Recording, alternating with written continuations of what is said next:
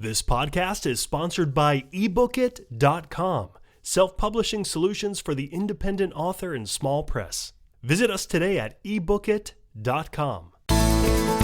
Welcome to the Toastmasters Podcast, the official podcast of Toastmasters International. Hello, everybody. This is Greg Gazin. And I'm Ryan Levesque.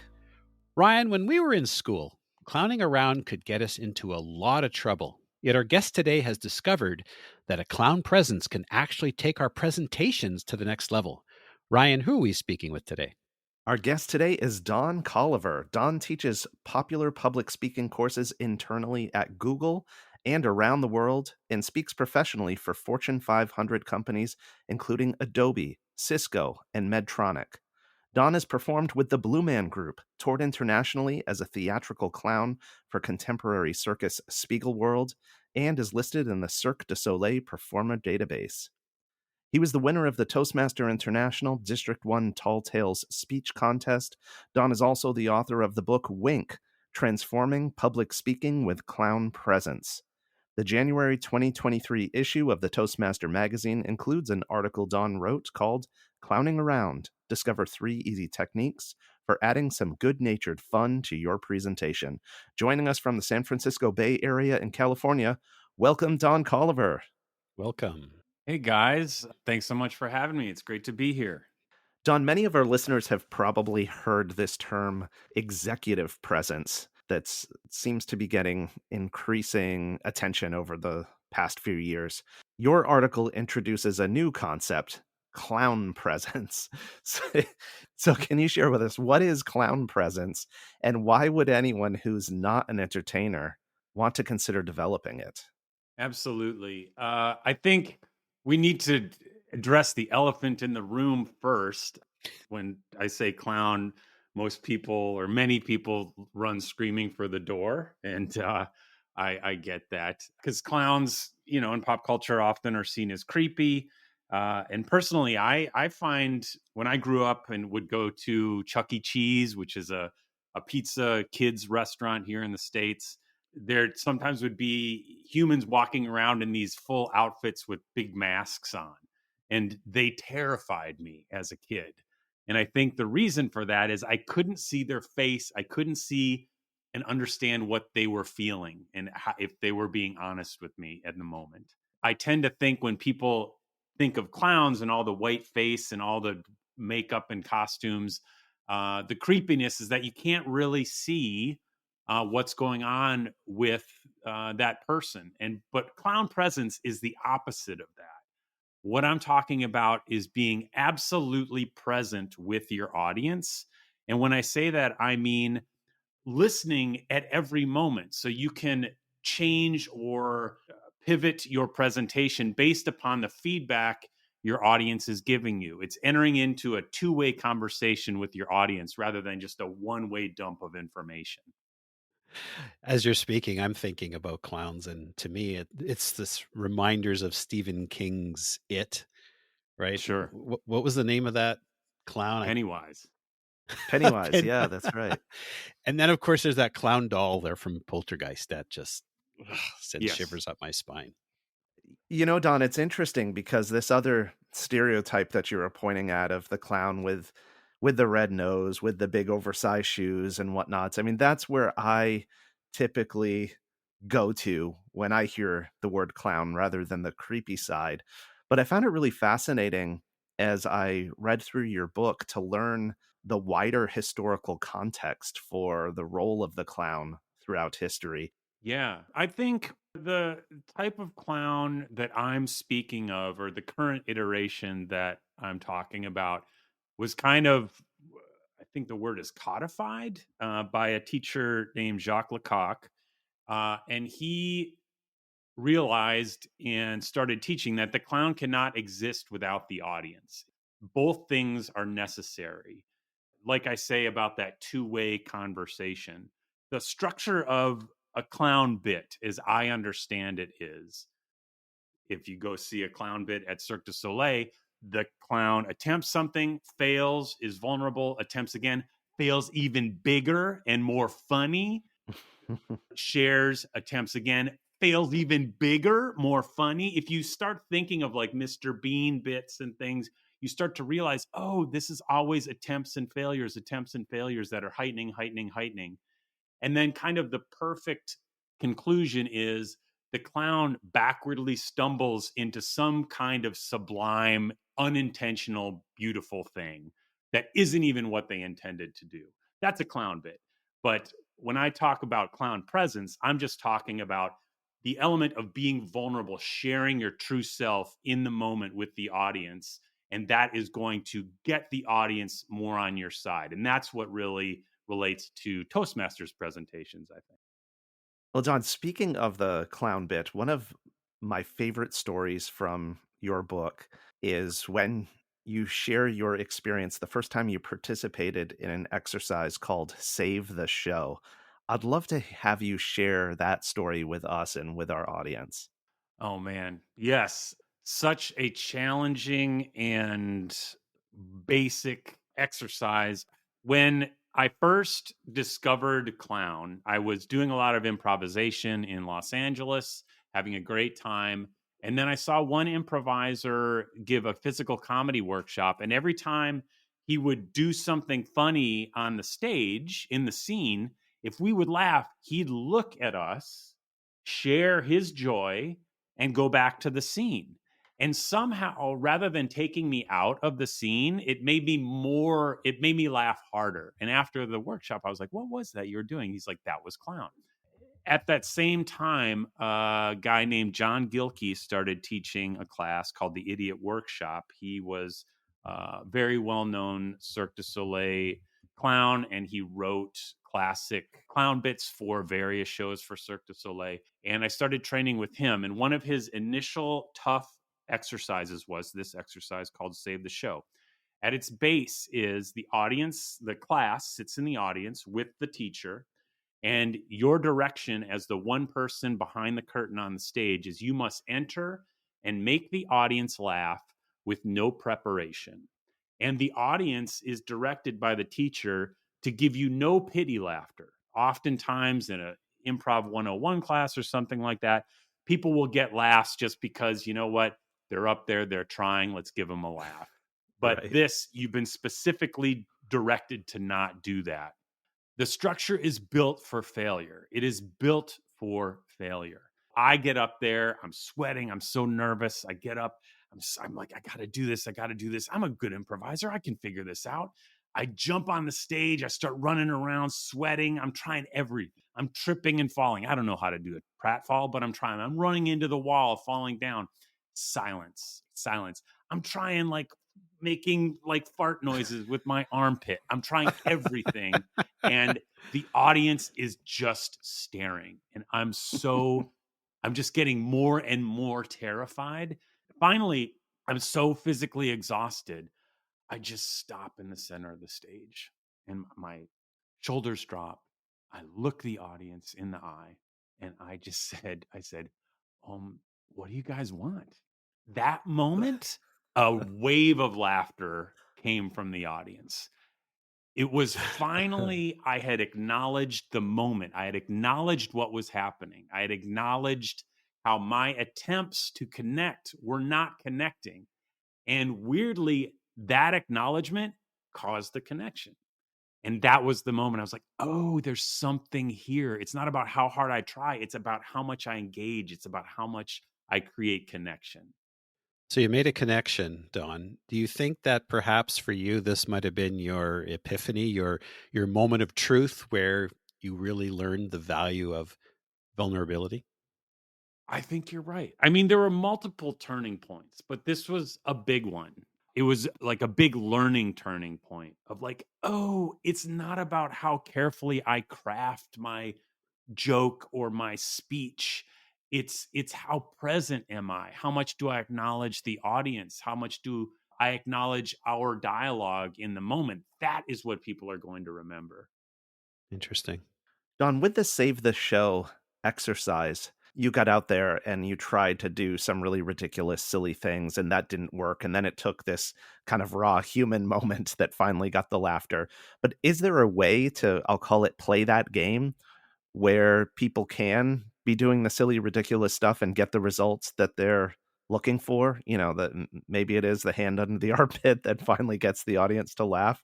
Or does it always end up that it has to be something really, I don't know, unique or unexpected that emerges that finally gets the audience to laugh? Oh man, that's such a great question. Here's the thing. When people are just naturally funny, they're being authentic. That is absolutely who they are. They haven't crafted it. They haven't like been carefully the kind of humor I'm talking about. And I think the trouble I was running into when I was failing was I was trying to be something that I wasn't. I was trying to figure out what they wanted, trying to like fit myself into that hole. When I see people who are naturally funny, oftentimes, and I run into this a lot in my classes, people will get laughs and they will have no idea why people are laughing.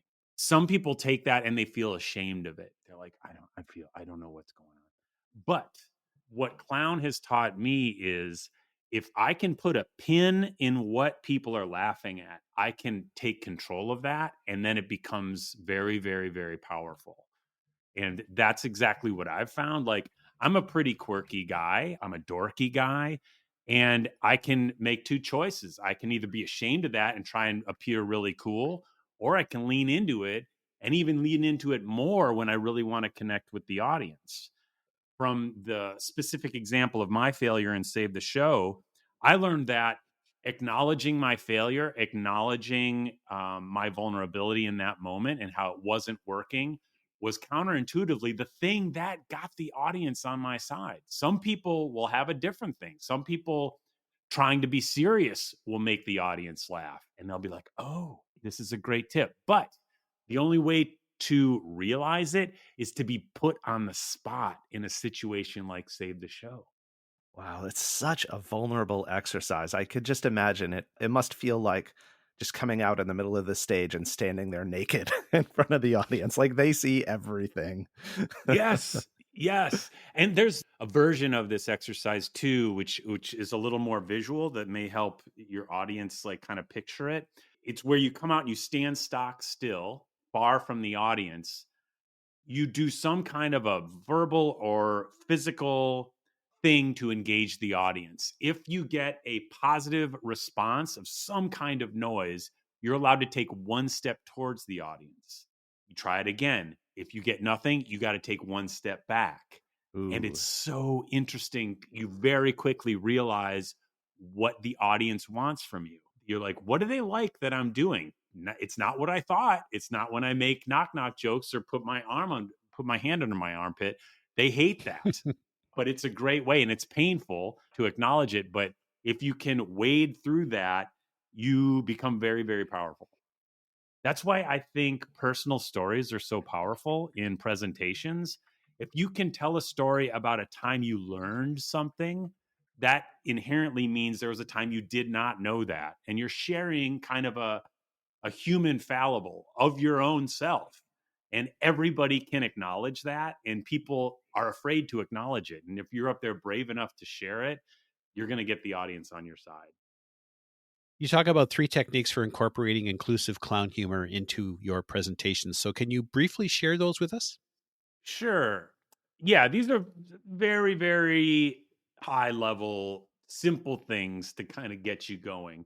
The first one is familiar is funny. And this goes back to, in the basics Toastmaster speaking manual, like know your audience, know what your audience relates to, and don't hesitate to relate elements of your presentation to things that are relatable to your audience. I think the example I give in the article is if you're talking about your stressful job as a product manager and coordinating kind of herding cats, you could say it's kind of like, our treasurer trying to get people to pay your Toastmasters dues or something like that, something relating to something the audience shares. So that's one easy way. Now, I want to say these jokes aren't going to kill it. These jokes will get a smile. These jokes will get people on your side. And that's the point. The second one is I think I term it own your grown. That's the classic first joke of many stand-ups is, I know what you're thinking.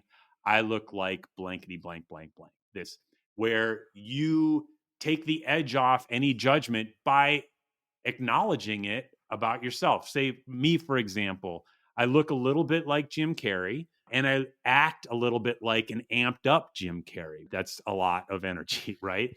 So I could say, like, I know what you're thinking.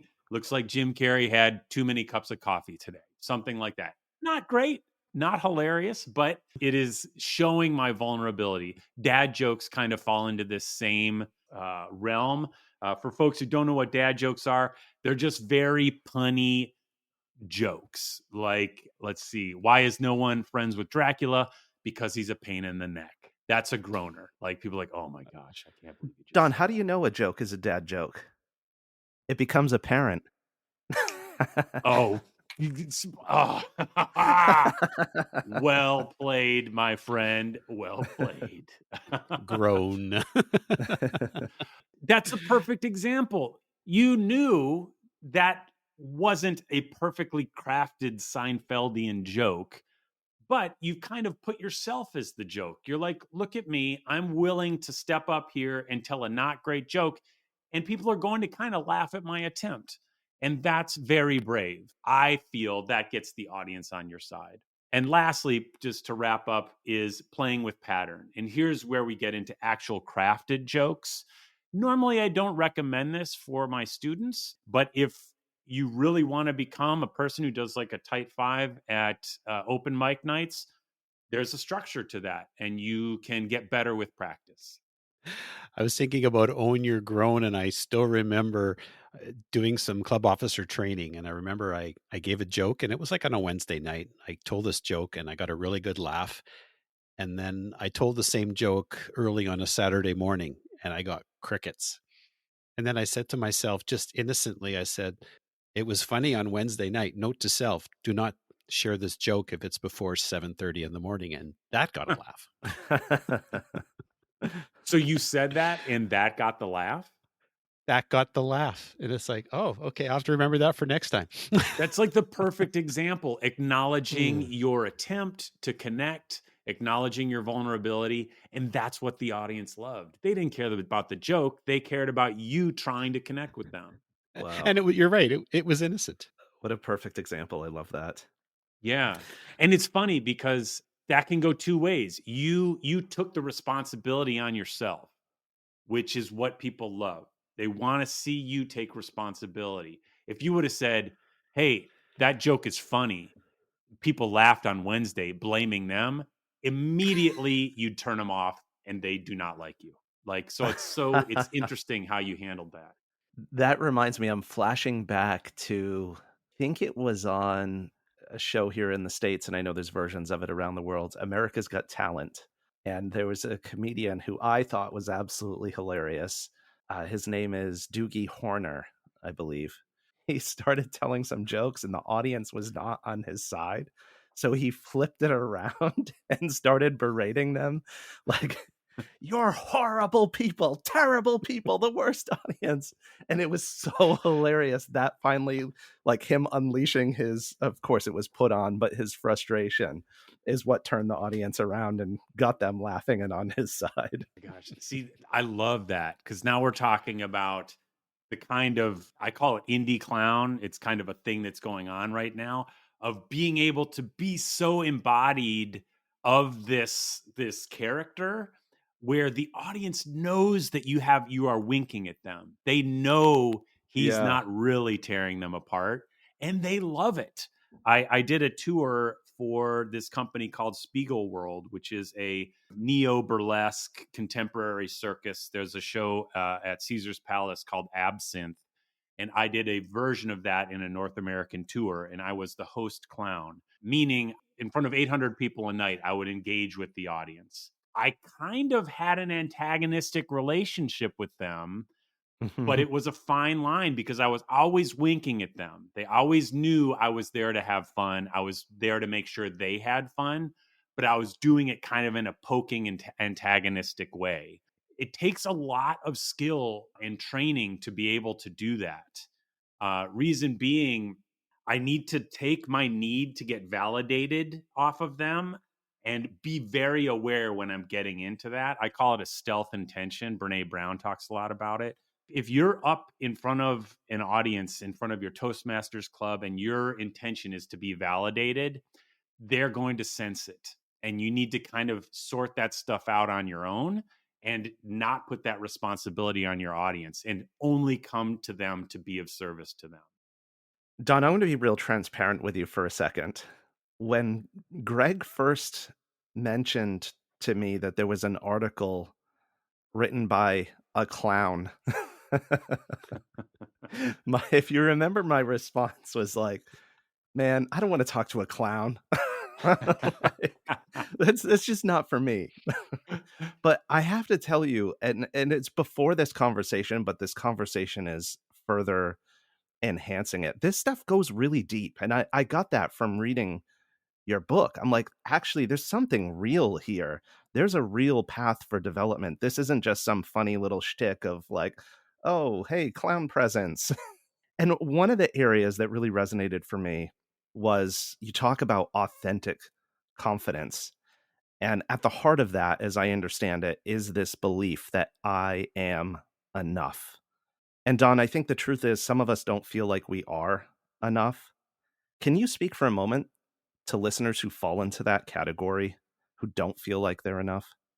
Oh my gosh. I can speak to myself. I can speak to you. I mean, I think everyone struggles with that, no matter what veneer of confidence they may portray. That is the first chapter in my book about personal confidence and how to get there. The most kind of non denominational suggestions I can give in the book, frankly, are Toastmasters.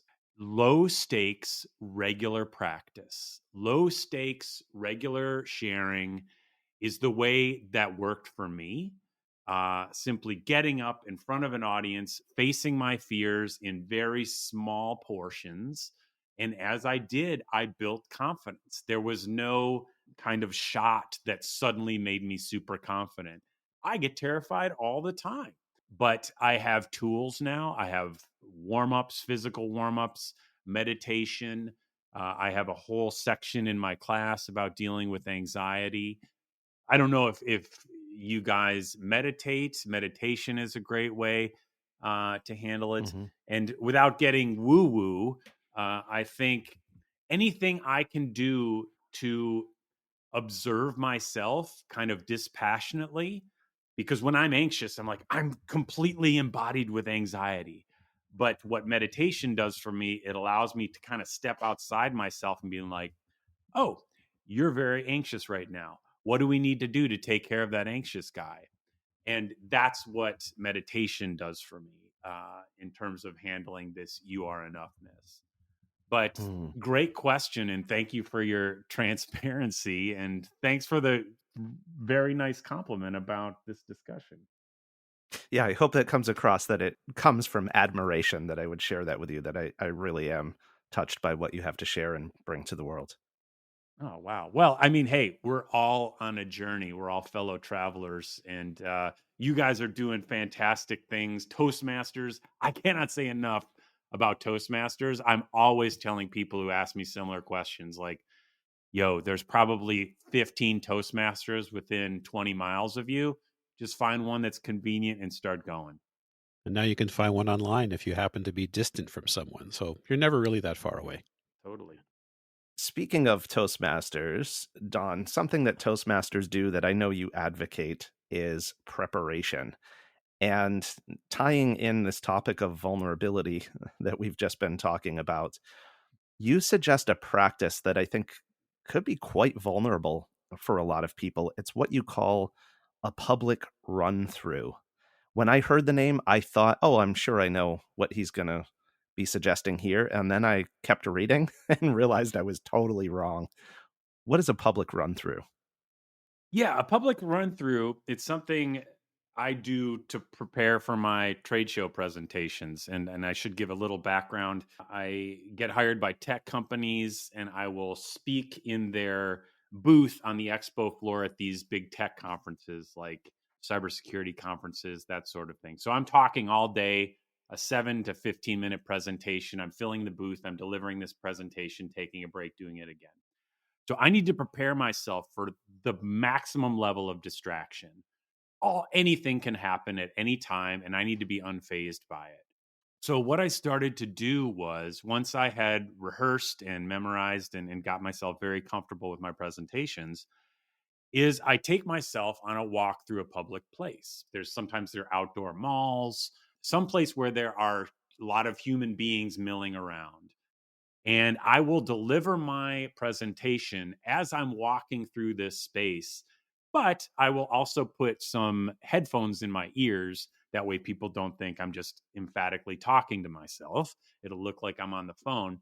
But what this does is it provides the maximum amount of distraction, and it forces me to stay razor focused on what I'm talking about, what the next transition is, what is the next portion of my presentation, no matter what happens. And I do not recommend doing this where you have to cross streets. Don't do that. But inevitably, someone will say something to you and you need to respond to them. Like, your coffee's up. Thank you very much. Grab your coffee. Then I pick right back up into my presentation where I was. So it kind of is, I call it iron boots training. Like if you would be training for a marathon and then you would run with like heavy shoes on or something, it will never be that difficult. But the ability to deliver my presentation with that level of distraction will make me bulletproof when I get up there. Some people may feel that they don't have a funny bone, or they don't feel that they have the confidence to pull off what you're talking about. What's one way someone could start to begin to get comfortable with using some of these clown presence type techniques? Great question. I will have to give a tried and true answer. There are many improv classes around the country. There's also many, many online now. I know Toastmasters have certainly heard that suggestion many times before. Here's why. One of the basic tenets of introductory improvisation is the principle of yes and, which we all heard. It's agreement. I like to tweak that into see value, add value, meaning you don't have to agree with everything if it's inappropriate that your partner says, but you can find something positive and build upon it.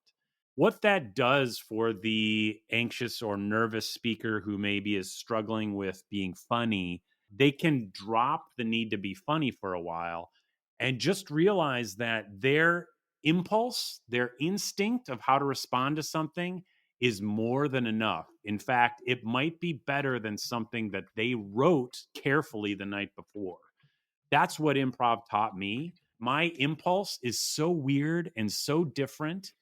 I don't need to put anything on top of it. It's enough.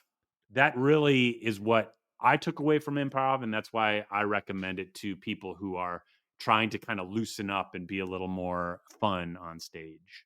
Quite often we'll use humor, or it's suggested to use humor to break the ice. And I'm just curious, can you share with us perhaps one way you could apply the clown presence when perhaps the topic is very serious? Sure. When I'm teaching, particularly over pandemic, I was doing a lot of virtual public speaking courses internally at Google.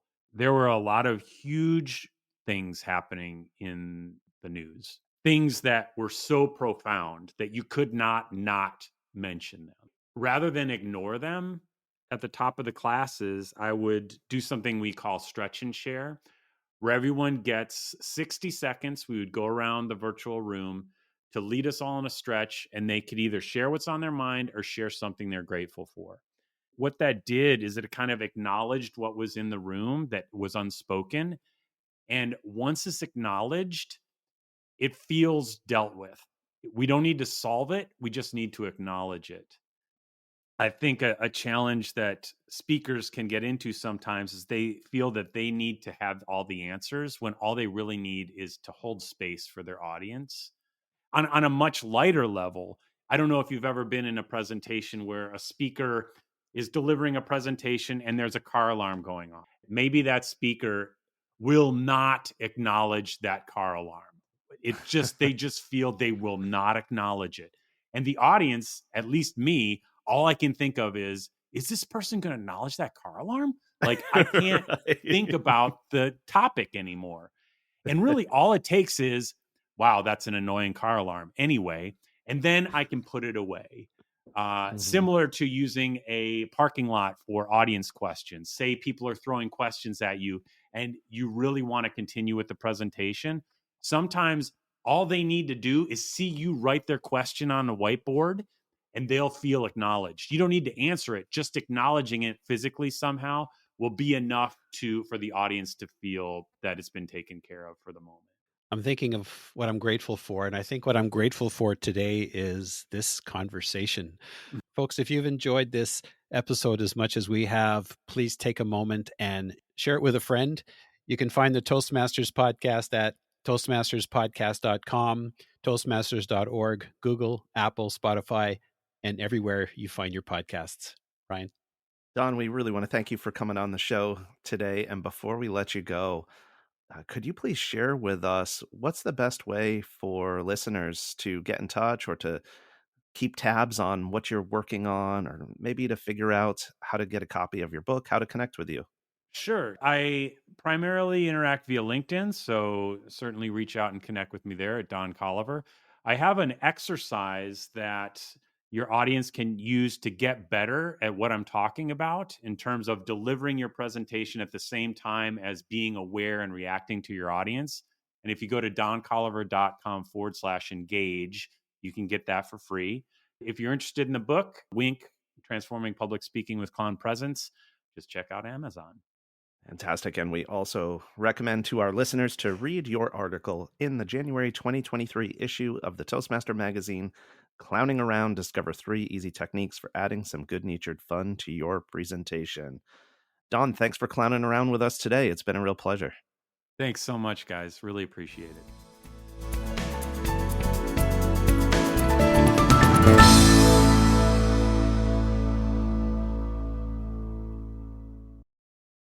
Isn't it about time you published that book you've been thinking about? We can help with that. At ebookit.com, we've been providing authors and small presses with ebook publishing services since 2010. Visit us today at ebookit.com and let us know how we can help you.